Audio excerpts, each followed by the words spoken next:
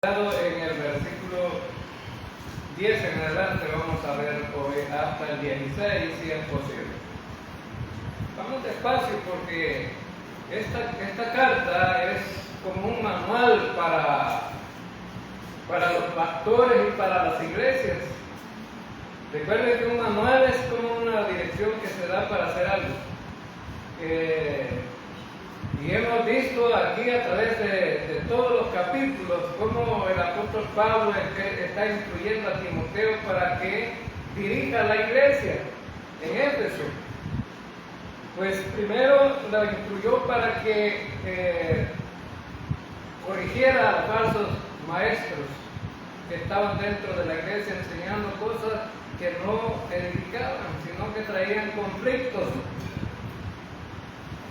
Y que debía de predicarse la sana doctrina.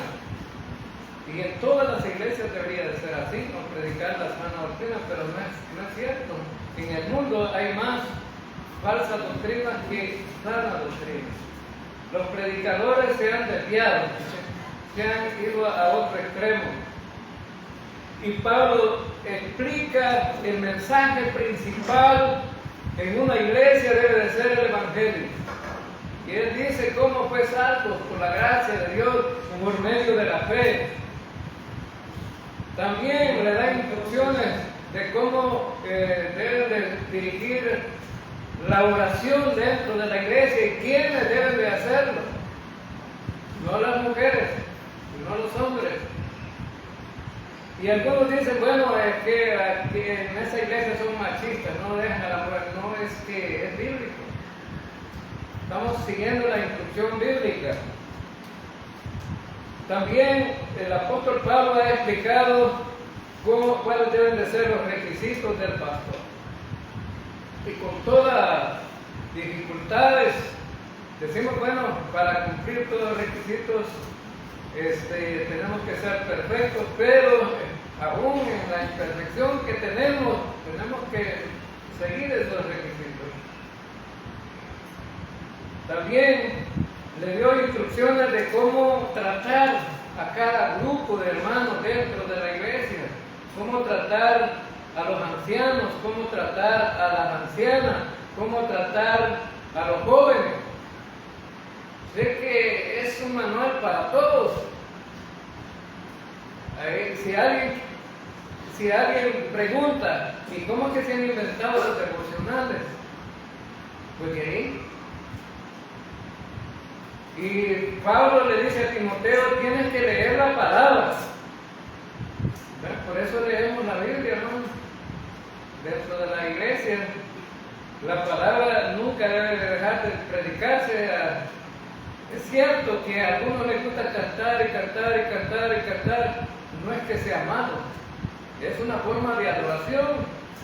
Pero lo que no debe de faltar en un culto es la predicación de la palabra. Así, entonces, también el apóstol Pablo ha explicado cómo tratar a los siervos, a la gente que trabaja para otro creyente. Le da instrucciones para los patrones, instrucciones para los trabajadores. Es decir, es una gama de instrucciones para todo el mundo. Cómo dirigirse en la iglesia, que es columna y baluarte de la verdad. La iglesia es algo importante, ustedes son importantes, son la iglesia del Señor. Y ahora en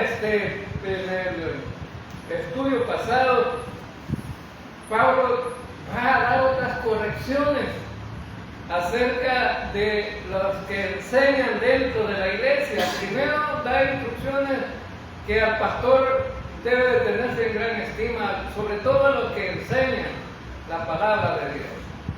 Pero también hay que corregir a aquellos que piensan que la iglesia es una manera de poder hacer dinero. En este tiempo, en los países desarrollados se ha abierto una nueva teología que es una teología, no es una teología correcta. se la han sacado de la manga de la camisa, ¿no? Y se le llama la teología de la prosperidad. Y vemos que acorde con lo que estaba enseñando Pablo, ahora se dio ya, se está dando en el mundo. Y vimos en el estudio anterior que los falsos maestros tenían el interés de usar la religión como fuente de ganancia, es decir, el interés era el dinero. No era otra cosa, no era cuidar las ovejitas, no era que creciera la iglesia, no era que maduraran los hermanos para servir, no era eso, el interés era hacer dinero. Y saben que esta teología tiene tantos seguidores, más que los que predicamos la sana doctrina. Y saben que han triunfado.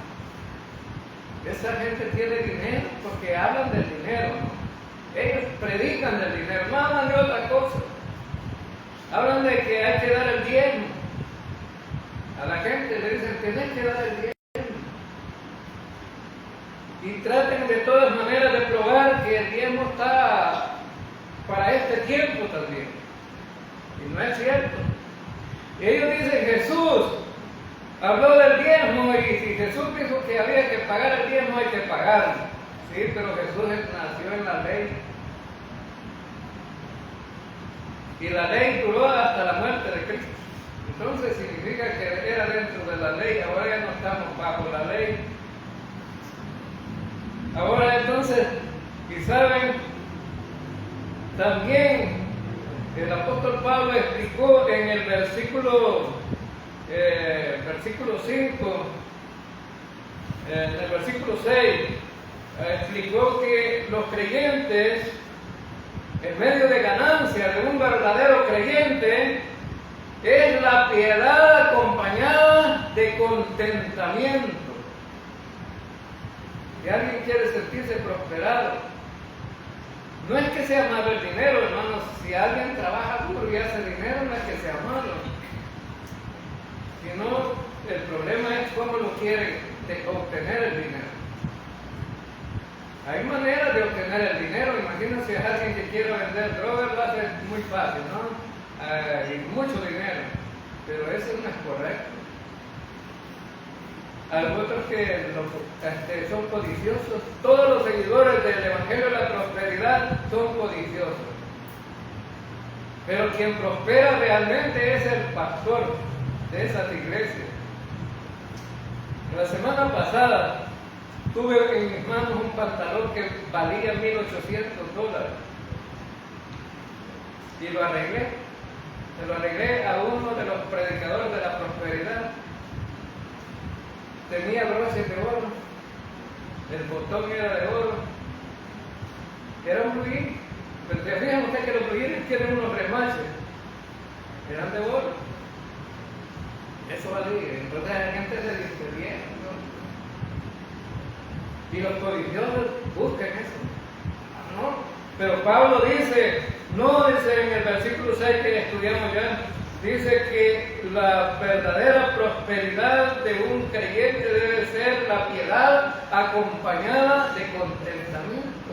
Es decir, debe estar contento con lo que tiene. ¿Sí? Contento con lo que tiene. El apóstol Pablo escribió la carta a los filipenses.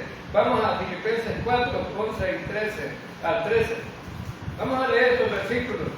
Pablo era uno de los predicadores por excelencia, pero nunca predicó que él quería prosperar económicamente. De igual manera, Jesucristo no habló acerca de la prosperidad económica, y los apóstoles tampoco hablaron de la prosperidad económica. No era uno de los temas de la predicación de ellos, y ellos murieron pobres y murieron en circunstancias difíciles, pero nunca hablaron de estar bien, tener carro, tener casa, tener aviones, tener mucho dinero en el banco. No hablaron de eso. Y dice en Filipenses 4, 11 al 13, no lo digo porque tenga escasez. Pablo dice, no estoy diciendo esto, está hablando de la economía. Pues he aprendido a contentarme. Oigan la palabra contentarme. Cualquiera que sea mi situación. Sé vivir humildemente y sé tener abundancia en todo y por todo estoy enseñado, así para estar saciado como para tener hambre, así para tener abundancia como para padecer necesidad. Entonces un creyente debe estar listo para cualquier circunstancia. Cuando Dios bendice y hay abundancia, eso es bueno. Pero cuando estás pasando mal, tampoco no debes de verlo como malo. Pablo dice, sé pasar, tener abundancia, pero tengo también la capacidad de aprender a vivir con escasez. Pero vivir con escasez, contento. Porque dice Pablo, debo de tener contentamiento en las dos circunstancias, cuando hay abundancia y cuando hay escasez. Estar contento. Entonces, Pablo lleva este mensaje de que el creyente debe de estar contento ahí con lo que tiene. Con lo que tiene. Dios te ha dado mucho dinero, no sea malo. Si te lo has ganado correctamente, es bueno. Pero si no tienes dinero en abundancia con lo poco que tienes, no es malo. Eso es lo que está diciendo Pablo, ¿no? No es malo. Y en el versículo 7 dice que debemos de estar contentos con lo que tenemos porque nada hemos traído a este mundo y nada podemos sacar. Es decir, miren hermanos, algunos quisieran tienen una casa bonita, pero quieren tener otra más grande y más bonita. Y nunca van a estar contentos. Algunos tienen un carro, está bonito el carro, sirve, lo importante es que sirva. Pero algunos cuando ven otro más caro dicen, no, yo quisiera tener uno de esos. Ya está codiciando, otro mejor. Deben de estar contentos con lo que han logrado tener. Con tal que sirva, está bien el carro, ¿no? ¿Verdad? Ahora, porque si no estás contento con lo que tienes, nunca vas a poder tener estabilidad espiritual correcta. Porque lo que buscamos es tener paz con Dios. Amén, hermano. Tener paz con Dios. Entonces, los falsos maestros trabajan para sus propios intereses, pero nada podrán sacar de este mundo. Nada podrán sacar de este mundo, hermano. ¿Qué nos vamos a llevar de aquí? Si el pantalón y la camisa más nueva que teníamos cuando nos muramos, a ver, mira, quieren echar los familiares a tu casa. Oye, le puede servir al vecino, al amigo, al hijo, al hermano. Le puede servir, está bueno todavía. Entonces, ¿qué nos vamos a llevar? Fíjense que hay en las iglesias hay las iglesias legalistas, no te vistas de pantalones, es malo. Y pelean por los pantalones, ¿verdad? Un hombre no va a ir a comprar pantalones de mujer para ponerse, ¿no? Porque hay pantalones de hombres y de mujeres, ¿no? Va a ir a buscar un pantalón de hombre para vestirse. Pero los legalistas dicen, no, es que la Biblia lo prohíbe. Esta gente no podía vivir en los tiempos de Adán y Eva. Esta gente legalista no podía vivir en tiempos de Adán y Eva. ¿Por qué? Porque Adán y Eva, ¿cómo era el pantalón de Adán? ¿Cómo era el pantalón de Adán, hermano? ¿Era Levi? ¿Sí? ¿Era Levi? No, hombre, hermano, si andaba desnudo. Y vivían felices y no tenían morbo. Ajá. Esta gente no viviría en el tiempo del profeta Isaías. 3 años anduvo Isaías predicando desnudo. Y en algunas versiones más literales dice que andaban enseñando las nalgas del profeta Isaías, predicando, hermano. Ajá. ¿No creen ustedes que estaba de corbata, de manga larga y pantalón bonito? No. Andaba desnudo, se quitó la ropa porque le ordenó Dios.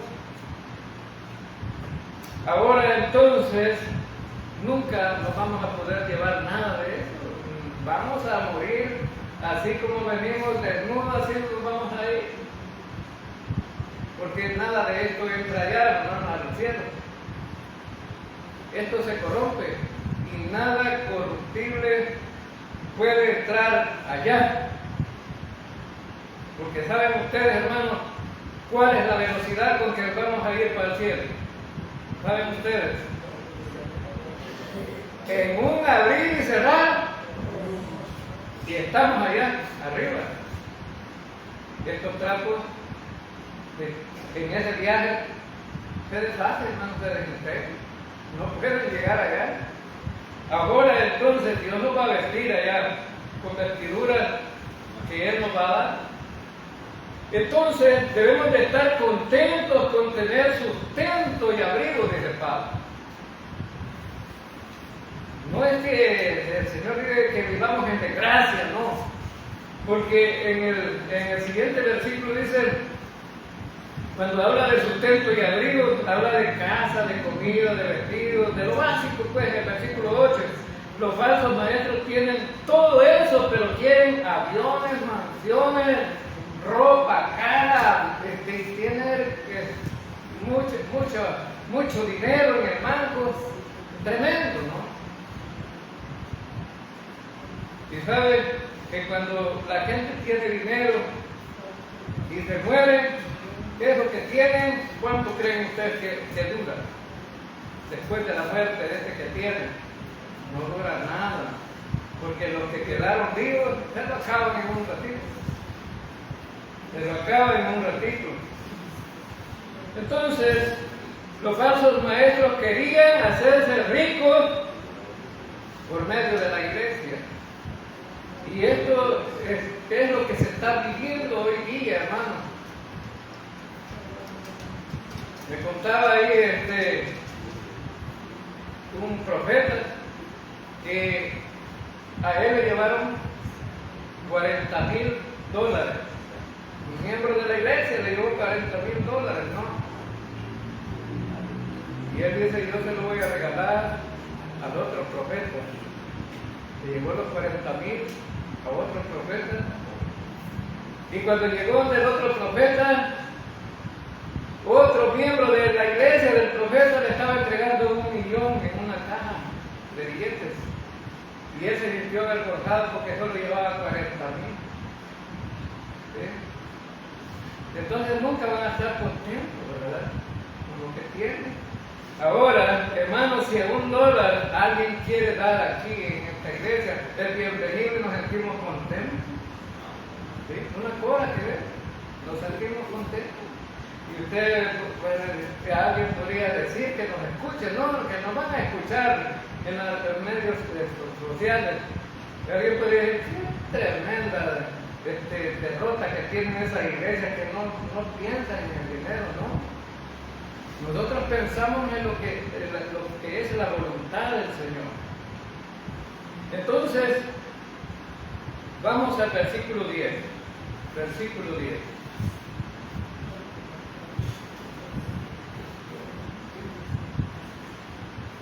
Dice el versículo 10, porque raíz de todos los males es el amor al dinero, el cual codiciando algunos se extraviaron de la fe y fueron traspasados de muchos dolores.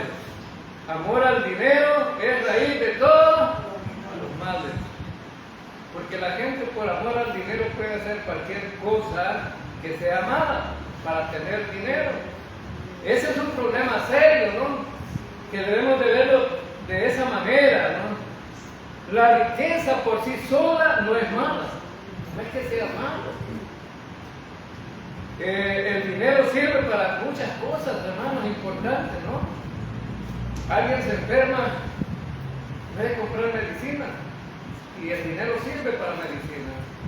Alguien le da hambre, puede comprar comida. Es decir, la riqueza por sí sola no es mala, pero lo malo es cómo te quieres hacer rico. Más adelante va a dar instrucciones el apóstol Pablo acerca de los ricos dentro de la iglesia. Entonces, el problema es cómo lo obtienes, y lo obtienes codiciando. Si lo tienes codiciando, es malo, codiciando lo que otros tienen. Y haces todo lo que puedas para tenerlo. ¿Sí? Para tenerlo. Ahora, entonces, hermanos, aquellos que les gusta vivir bien, con mucho dinero, pueden hacer cualquier cosa ilícita para tener dinero. Pero al final de todo esto ilícito, te puede llevar a la cárcel. Y puedes pasar una vida antes de primero vivías feliz y con todo tipo de lujo, y después terminaste en la cárcel solamente comiendo frijoles y arroz 2 tiempos en el día. Entonces, el problema es cómo lo obtienes el dinero.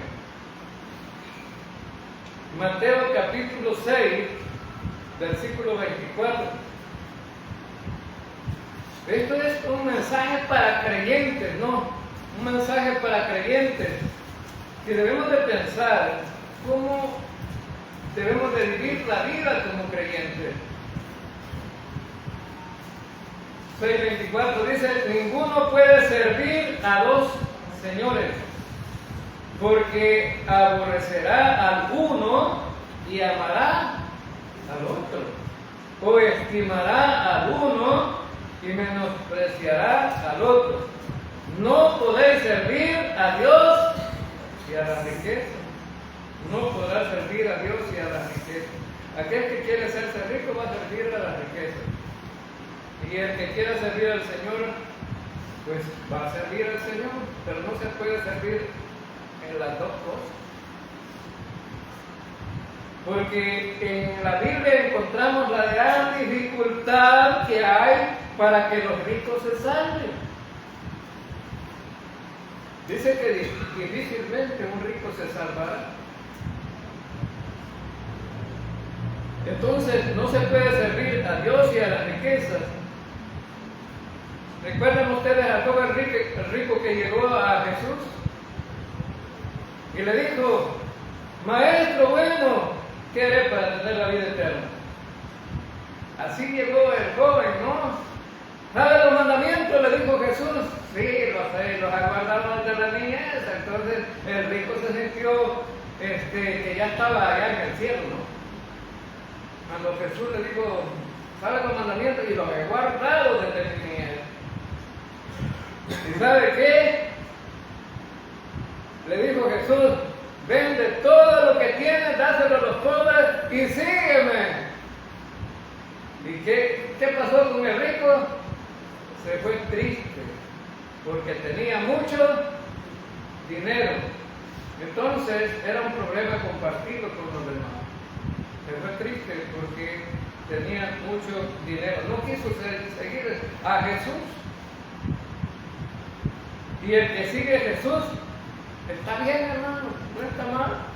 Ahora entonces, por eso algunos se extraviaron de la fe, dice el versículo 10, ¿verdad? Por eso algunos se extraviaron de la fe. Recuerdo el testimonio de un hermano en Cristo que era pastor, por menos predicaba. Él era muy pobre, andaba en una bicicleta vendiendo mercería, ¿Saben ustedes qué es mercería? Una cajita de cartón donde se venden remaches, se venden bolsitas de comino, de cosas así. Sí, pero de pantalón, botones y cosas así. Entonces, andaba en una bicicleta y llegaba a la iglesia contento. Hoy vendí bastante, hermanos, en la bicicleta, en una caja que estaba atrás de la bicicleta. Iba a las colonias y vendía y llegaba contento a la iglesia. Alabemos a Dios, hermanos, así debe de ser, alabar a Dios. Señor lo bendice. Y cuando me lleven en oración, digan que yo no puedo andar en una bicicleta porque me cuesta mucho pedalear, que una moto, una moto. Y los hermanos oraban por la moto, ¿verdad? Y alguien oyó, ¿verdad?, lo de la moto ahí en la iglesia, y que tenía botada en una moto por ahí, porque tenía carro, no, ya no ocupaba la moto. Y le dije, hermano, hemos estado orando por usted por una moto, tengo una que es pequeña, la dificultad que tiene, mándale a arreglar y se la voy a dar. Se la regaló, y ya el hermano andaba contento en la moto, ¿no? Andaba bien prosperado de bicicleta, la moto. No, pues, estaba bien el hermano, y puso una caja más grande detrás de la moto y andaba vendiendo. Había prosperado el hermano. Y cuando a los días les dice, hermano, mira qué felicidad, cómo debemos de alabar a Dios, me encanta alabar a Dios, pero pidan que yo ya no tenga solo la moto, sino un carro. Y vendía tanto que logró comprar el carro y después en el carro andaba vendiendo. Había prosperado el hermano. Después que tuvo el carro, dejó de predicar en la iglesia.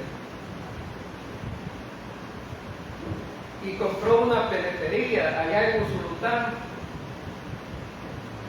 Y después no solamente tenía una peletería, sino que tenía 5 peleterías en todo El Salvador. Había prosperado tanto, pero ya no iba a la iglesia. Y resulta, dice el versículo, y fueron muchos traspasados de dolores. Un día venía por Santiago de María en el carro, no feliz, que venía de Usulután y iba para Chalatenango, que ya tenía una ferretería, y iba para allá, y en el camino atropelló a un niño. Y lo recogió, ¿verdad? Y se lo llevó al hospital, y ahí llegó el padre y le dijo, mire, no me voy a meter preso, le dijo. Yo le voy a pagar lo que valga la curación del niño y le puedo dar dinero. Usted ya no, le dijo el señor. Ya está siendo atendido en el hospital. Yo no lo voy a denunciar, ni me dé dinero. Pero lo golpeó, pero ya va a estar bien esa hipótesis. Entonces ahí le dice el dueño de la ferretería, ¿usted es creyente? Y le dije, por la gracia de Dios soy creyente. ¿Y usted? Yo fui creyente, le dije, porque me salí de la iglesia por amor al dinero. Aunque le digo, ha hecho mal, vaya otra vez a la iglesia, y si tiene negocios, ponga administradores, pero sírvale al Señor como le servía antes, porque era predicador, ¿no? Y dejó de predicar.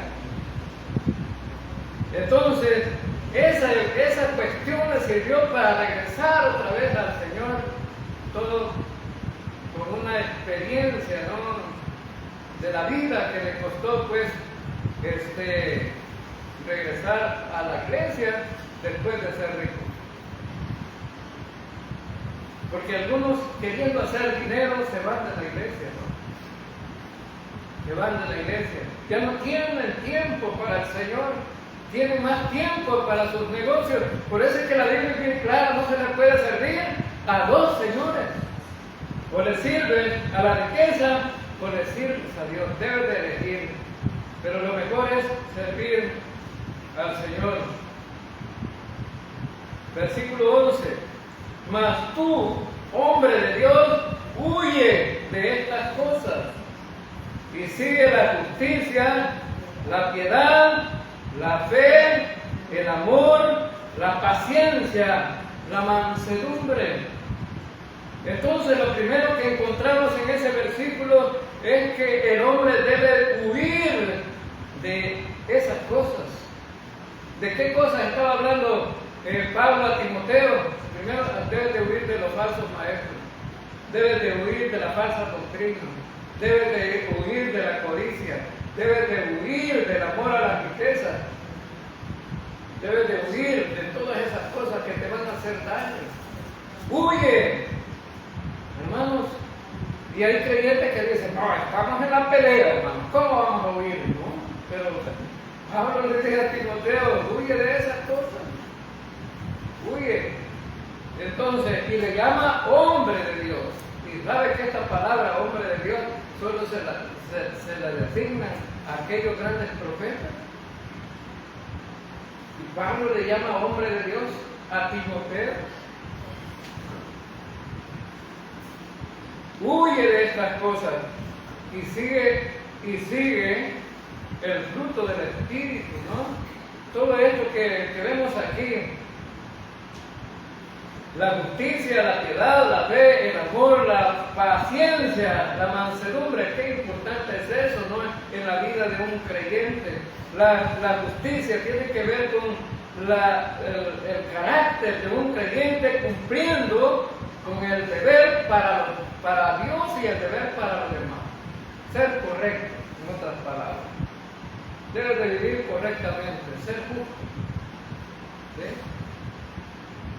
La piedad es la reverencia que tú debes de hacer frente a Dios, consagrarte al Señor.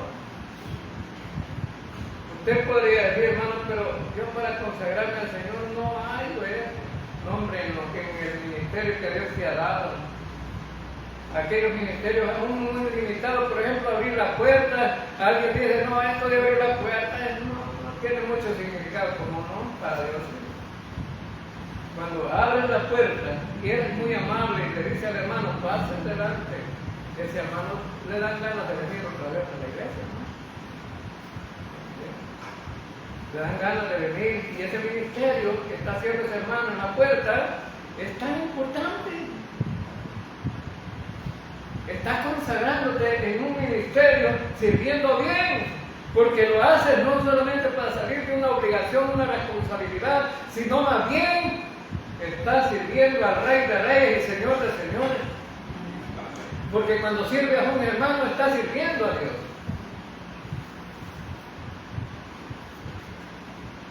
También dice la fe. La fe es la confianza activa que un creyente debe de tener a Dios y a la persona de Cristo en diferentes circunstancias, en todo lo que nos pasa como creyentes. Debemos de tener fe, debemos de tener amor ágape para los demás hermanos. ¿Sí? Hay una necesidad para un hermano, hay que ver qué hacemos, ¿no? A ver qué hacemos. Mansedumbre tiene que ver con el dominio propio. Hay unos que son enojados, ¿no? Como pólvora, del 24 de diciembre y el 31. Explotan muy fácilmente, ¿no? No tienen la capacidad para tener paciencia. Entonces, vemos ahí en el versículo 12, pelea la buena batalla de la fe, echa mano de la vida eterna, a la cual asimismo fuiste llamado, habiendo hecho la buena profesión delante de muchos testigos. Sé que cuando Timoteo se convirtió, hizo su profesión de fe delante de muchos hermanos que estaban ahí. Igual cuando le hice mi profesión de fe, yo casi obligado, hermano, viene la hermana Nieves con la hermana Mercedes Navarro y me levantaron las manos a la puerta, levántela. dije yo, la tuve levantada ahí. Entonces, y todos los hermanos ahí viendo, ¿verdad? Y algunos con desconfianza, y ¿será que se va a quedar en la iglesia? Casi 40 años llevo ya aquí. Casi 40 años y no me fui. Y como yo tenía un vicio de fumar, no va a dejar la fumada, dije. No va a dejar la fumada. Y el hermano que me estaba preparando para bautizarme me dijo, hermano, ¿será que va a dejar de fumar? Todavía dándome la doctrina, ¿va? Y desconfiado, ¿no? Y otros hermanos me dicen, no creo que se quede. No creo que se quede. Algunos hermanos, me contaba el hermano Vaquerano, porque con él fue que me obligaron a levantar la mano. Me dijo el hermano Vaquerano, viera cuánta gente tenía desconfianza de ustedes. Cuando nos juntábamos allá, reunión de pastores, viera cuánta gente tenía desconfianza de ustedes. Allí en la iglesia, viera que me decían a mí, no creo que se quede. Ahora, pero aquí estoy, hermano, por la gracia de Dios, ¿verdad? Por la gracia de Dios, estamos aquí todavía. Entonces, Timoteo hizo su profesión de fe. Y le dice Pablo, pelea la buena batalla como un soldado, ¿no? Que va a la milicia. No como aquí, que se ponen detrás del cerco y tiran los balazos a como caigan, ¿no?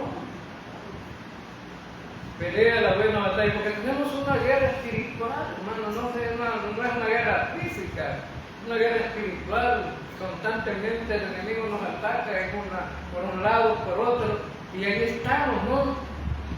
Entonces, la batalla de la fe es constante, a diario, de un creyente. ¿Sí?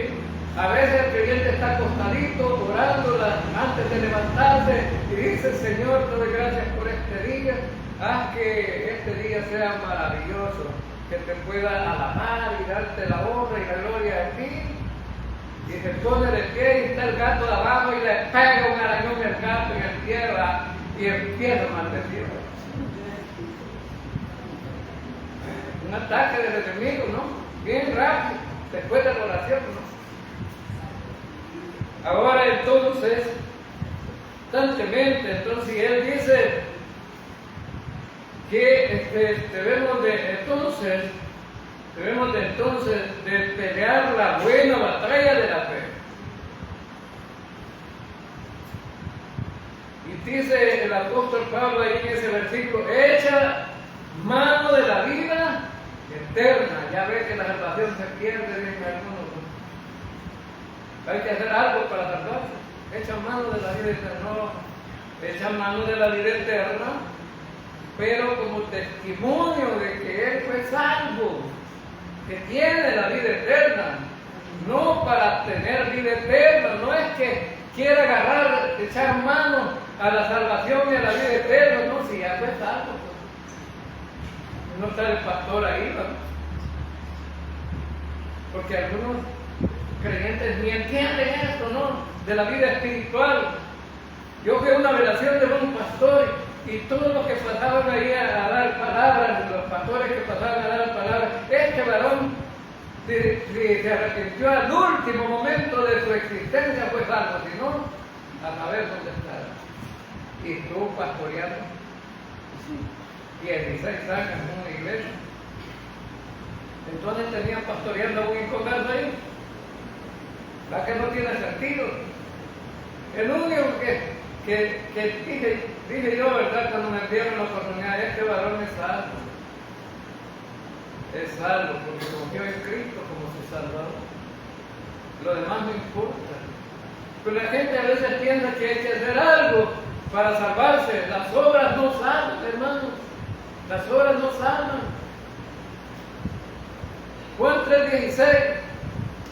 Porque de tal manera amó Dios al mundo. ¿Quién amó al mundo, hermano? Dios. Que ha dado a su Hijo unigénito. ¿Quién dio a su Hijo? Dios. Para que todo aquel que en Él crea no se pierda, mas tenga. ¿Qué nos toca a nosotros? Nada más, hermano, creer. Pero creer no es una obra, es la fe puesta en el Salvador. Entonces, hermanos, tenemos que dar testimonio que tenemos la vida eterna. Debemos de dar testimonio como creyentes, y eso es lo que le dice Pablo a Timoteo. Da testimonio de que tiene vida eterna, de que somos un creyente verdadero, que no como los falsos maestros que están haciendo otras cosas. Tú debes de dar buen testimonio de que eres un verdadero creyente. Ahora, entonces, no es que necesitemos echar mano de la vida eterna, porque la vida eterna la ha dado el Señor. Es un regalo. Y por los regalos se paga, hermano. No se paga.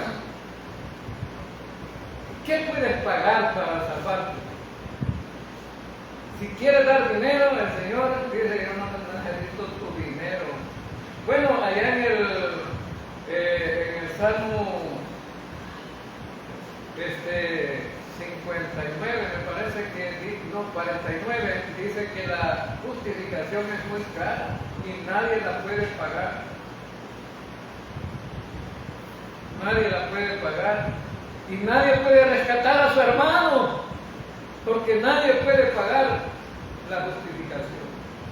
No, con derecho de aparición, no sé si es 49, pero por ahí, versículos como del 4 al 6.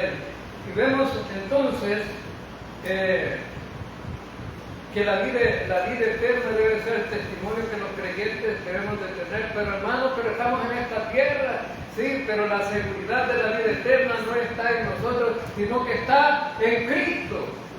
Ahí está la seguridad. Si has confiado en Cristo, tienes que tener seguridad de la vida eterna. Versículo 13.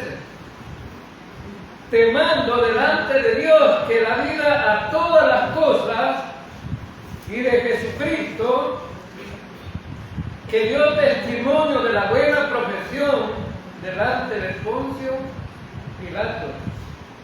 Te mando delante de Dios que da vida a todas las cosas, y a Jesucristo, que dio testimonio de la buena profesión delante de Poncio Pilato.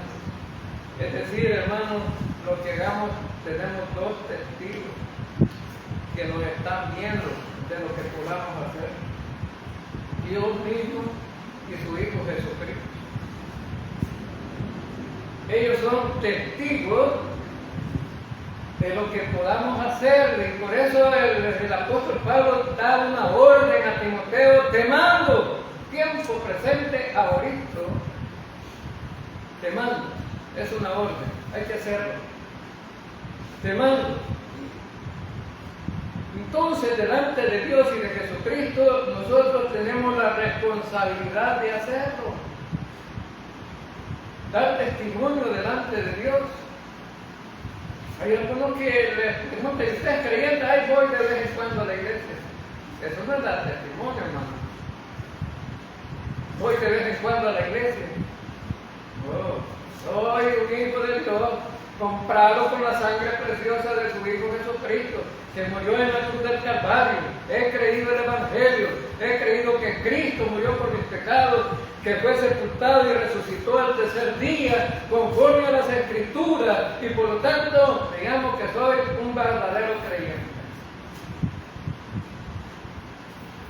Y entonces, tenemos que dar testimonio delante de Dios y Jesucristo, y cuando lo hacemos personalmente a otros, estamos dando testimonio, hermano.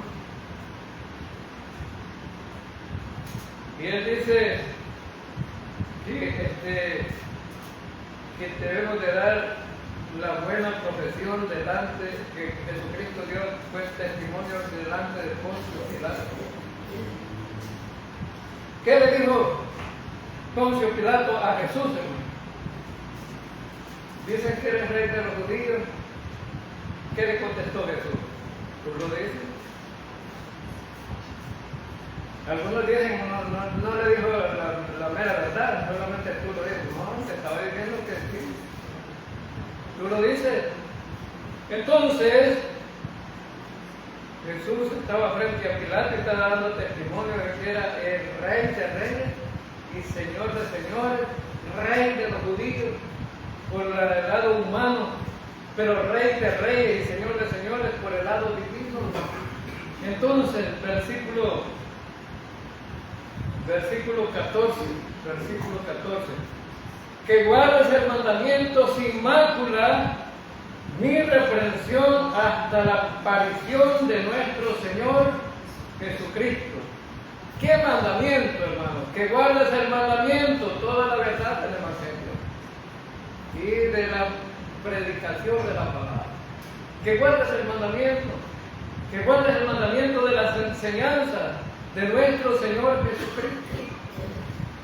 Ese es, ¿verdad? Que guardes el mandamiento de las enseñanzas del Señor Jesucristo, para lo cual ha sido comisionado a predicar. Entonces, y eso es para todos. Ese mandamiento es para todos nosotros. La palabra sin mácula significa libre de censura, que alguien no te pueda corregir porque estás diciendo la verdad. ¿Sí? Estás diciendo la verdad. Cuando uno va a predicar el Evangelio, la mayoría dice, no, es que algo tenemos que hacer, no puede ser así solo. Las obras por delante. Ninguna obra puede hacer nada, hermano, para la salvación. Ahora, cuando predicamos el Evangelio correcto, nadie puede censurar porque es un testimonio de Dios para todos. ¿Sí? ¿No es cierto que Cristo murió en la cruz del Calvario? Pues lo contempló todo el mundo desde el tiempo de Jesús. Y tenemos el testimonio en la palabra. No pueden censurar eso. Algunos han querido tapar la muerte de Cristo, la resurrección de Cristo. Pero eso es verdadero. La historia lo dice y todo el mundo lo dice. Verdaderamente. Ahora, entonces este mandamiento debe cumplírselo hasta la aparición de nuestro Señor Jesucristo. Eso es lo que dice, ¿no? El versículo. Hasta que aparezca Cristo, nosotros tenemos el deber de predicar, de dar testimonio. Porque esa debe de ser nuestra tarea como creyentes, como hijos de Dios, hasta que aparezca Cristo. Pero quiero aclarar algunas cosas. Nosotros hasta que nos levantemos en el rapto de la iglesia. Porque Cristo va a aparecer al final de la tribulación. No vamos a estar nosotros ahí. La iglesia va a venir con Cristo. Entonces, significa que mientras estemos en esta tierra, tengamos vida, debemos de predicar el mensaje de Cristo, ¿no? Versículo 15, por lo cual hará a su debido tiempo el bienaventurado y solo soberano, Rey de reyes y Señor de señores. Entonces, la aparición de Cristo tiene su tiempo, pero nadie sabe. Nadie sabe. Recuerdo que una vez en una escuela dominical estaba con el hermano Fidel. Aquí, ¿verdad? Y de repente vino un señor apurado a decir, miren, denme un espacio, quiero hablarle a la iglesia en una clase de la escuela bíblica. Terminamos la clase y le dijimos, le vamos a dar un tiempo. Ya no es tiempo de predicar a los inconversos, es tiempo de predicar a la iglesia, de decirle que debe de prepararse porque Cristo viene. Yo no sé si se acuerda el hermano, un hermano de San Miguel. Y resulta que no vino Cristo en octubre o diciembre, dijo él. En octubre o diciembre viene. Y recuerdo que algunas hermanas me asustaron. Cuando Cristo venga, hermanos, no vamos a estar aquí, ¿verdad? Cuando parezca por segunda vez allá en el final de la tribulación. Pero sí vamos a estar cuando venga en el rapto de la iglesia. Pero debe de preocuparnos que venga Cristo, hermano. No debe ser de alegría y gozo, ¿verdad? Debe de ser de alegría y gozo porque nos vamos con Cristo. Entonces, Jesucristo aparecerá a su debido tiempo. Nadie sabe cuándo es. Porque Jesucristo dice, nadie sabe. Solo mi Padre que está en los cielos. Y en 1 Tesalonicenses 5, del 1 al 2 dice, ahora bien, amados hermanos, con respecto a cómo y cuándo sucederá todo esto, en realidad no es necesario que se lo escribamos, pues ustedes saben muy bien que el día del regreso del Señor llegará inesperadamente como un ladrón en la noche. El Señor vendrá como un ladrón. Los ladrones avisan, hermano, que van a llegar a robar. No avisan, van a llegar de repente. Así que termina diciendo el versículo 16, el único que tiene inmortalidad, que habita en la luz inaccesible, a quien ninguno de los hombres ha visto ni puede ver, al cual sea la honra y el imperio sin ser eterno. Amén. Primero lo que vemos es el único que tiene inmortalidad. ¿Puede morir Dios, hermano? No puede morir. ¿Puede envejecer Dios? Los católicos hacen un viejito que es Dios, papá. Hacen un viejito ahí en una imagen. Ese es Dios, dice. ¿Puede envejecer Dios? Ahora, ¿puede morir Dios? Jesucristo tuvo que encarnarse en un cuerpo humano para morir, para perdonarnos los pecados. Porque Él no podía morir siendo solamente el Hijo de Dios sin encarnarse. Ahora, entonces, dice que nadie le ha visto. ¿Por qué no le podemos ver, hermano, físicamente a Dios? No tenemos la capacidad para resistir a Dios. Podemos acabar como carbón, ¿verdad? Con la gloria de Dios en este cuerpo. Pero un día le veremos tal como es. Amén, hermano. Le veremos tal como es. ¿Vamos a ser inmortales los creyentes? Sí. Versículo Juan 1:14. Y aquel verbo fue hecho carne y habitó entre nosotros y vimos su gloria, gloria como de los unigénito del Padre, lleno de gracia y verdad. Jesucristo se encarnó. Ahora veamos capítulo 1 Corintios 15:53. Porque es necesario que esto corruptible se vista de incorrupción y esto mortal se vista de inmortalidad. ¿Seremos inmortales los creyentes? Así es. Que la gloria sea para el Señor. Amén. Vamos a orar. Señor Dios Todopoderoso, Rey de Reyes y Señor de Señores, gracias por su palabra. Gracias por mostrarnos estas verdades.